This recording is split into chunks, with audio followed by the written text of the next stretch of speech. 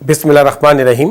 PMM Pakistan मुहब्ब वतन movement और मुहब्ब वतन चैनल की जानिब से तमाम देखने वालों को अस्सलाम वालेकुम। बात करें अगर गुज़रे दिनों की, जिसमें लॉ एंड ऑर्डर पर हर शहरी को तशवीश थी, पूरी कौम करब से गुज़र रही थी, अज़ियत महसूस कर रही थी और तरह तरह के दिल खराश वाक़यात नज़र आ रहे थे। अपने ही भाइयों का लहू देखने को मिल रहा था। पुलिस के फ़र्ज शनास जवान हों या फिर आशिकाने रसूल नमूस रसालत के जानसार, जहाँ जहाँ से उनके जनाजे उठे, पूरे मुल्क की बल्कि हर गली कूचे और महल्ले की जो फ़ज़ा थी वो सोगवार नज़र आती थी। तमाम मुहब्ब वतन शहरी अहले मुस्लिम गिड़गिड़ा कर परवरदिगार से दुआएं कर रहे थे कि ए मालिक रहम फरमा, हमारी क़ुव्वत और यकजहती को मज़बूत कर दे और कोई ऐसा रास्ता निकल आए कि ये तमाम के तमाम मामलात मज़ाकरात से हल हो जाएं। फिर देखा कि कौम की दुआएं रंग लेकर आईं। हुकूमत ने न सिर्फ मज़ाकरात का सिलसिला शुरू किया बल्कि खुश असलूबी से इसे तय भी कर लिया। फिर दोनों फ़रीक़ैन के दरमियान एक राज़ीनामा हुआ, जिसके तहत हुकूमत वक्त ने पार्लियामेंट में फ़्रांस के सफ़ीर की मुल्क बदरी के हवाले से एक करारदाद पेश की।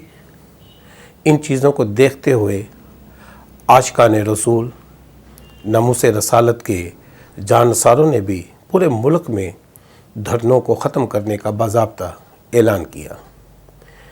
इससे पहले अगर हम देखें तो इमरान खान ने भी कौम को एतमाद में लेने के लिए एक ख़िताब किया था, जिसमें भी उन्होंने इस अहद को दोहराया कि उनका और TLP का मकसद एक ही था।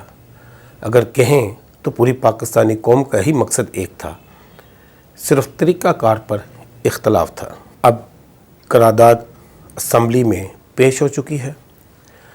उसकी सूरत हाल जो कौम को देखने के लिए मिली वो कोई अच्छी रवायत नहीं थी। हमने देखा कि असम्बली में जहाँ पर पार्लियामेंट के ऊपर एक भारी जिम्मेदारी है कि उन्होंने कौम के एतमाद को जीतना है और उन कुव्वतों को जो गुस्ताख़ी रसूल को सिविल अवार्ड देती हैं, उनको रियासत की तरफ से एक मुश्तरका पैगाम देना है।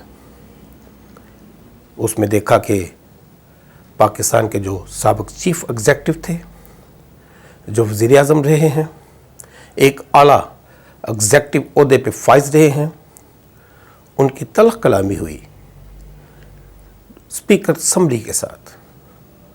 न कि तल्ख़ कलामी हुई बल्कि बात यहाँ तक आप पहुँची कि मौसूफ़ ने फरमाया कि वो स्पीकर कौमी असम्बली को जूता दे मारेंगे।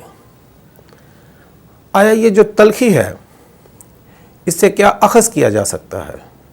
इसको तो पार्लियामेंट को कौम के जज्बात समझने चाहिए और कोई ऐसा लाए अमल बनाना चाहिए जिससे मुल्क की यकजहती और क़ुव्वत नज़र आए और उन ममालिक को पैगाम देते हुए ये बात भी वाज़ह रहे कि इस बात पर हम तमाम के तमाम अहले वतन और पूरी उम्मत एक पेज पर हैं। अब अजलास कौमी असम्बली का जुम्मे तक मुलतवी है।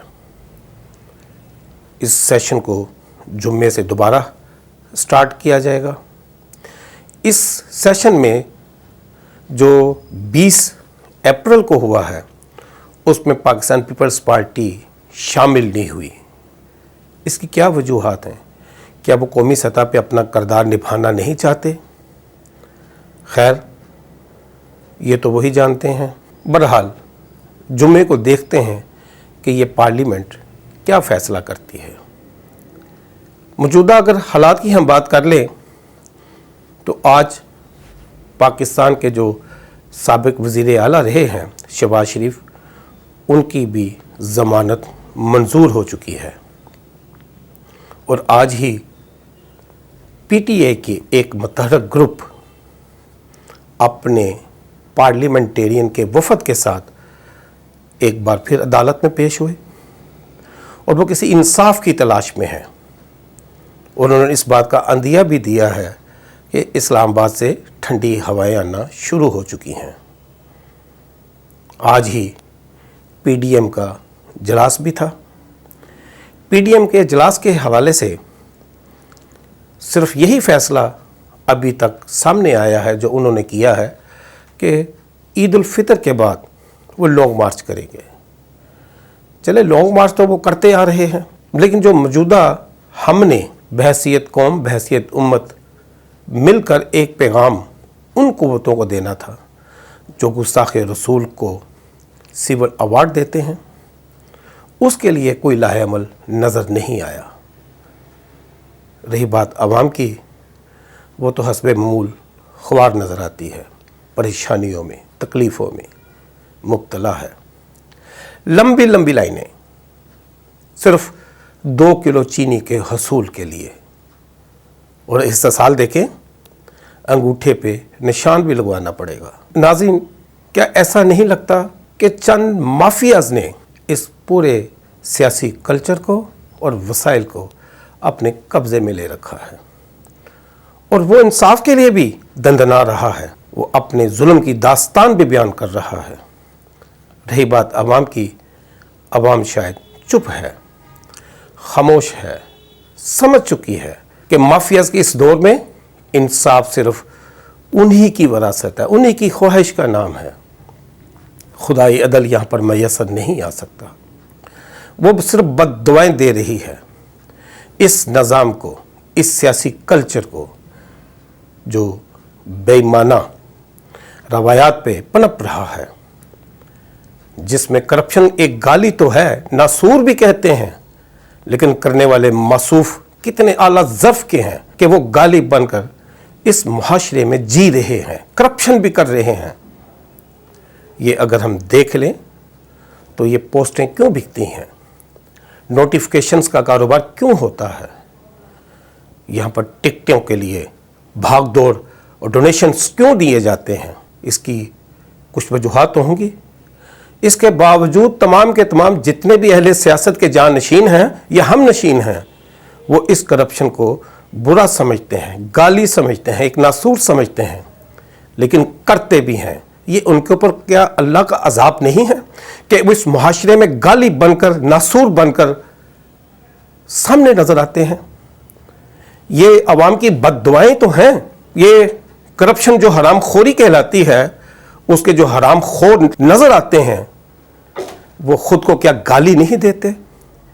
یہی وہ بد دعائیں ہیں اس قوم کی جو اس کا استحصال کرتے آ رہے ہیں.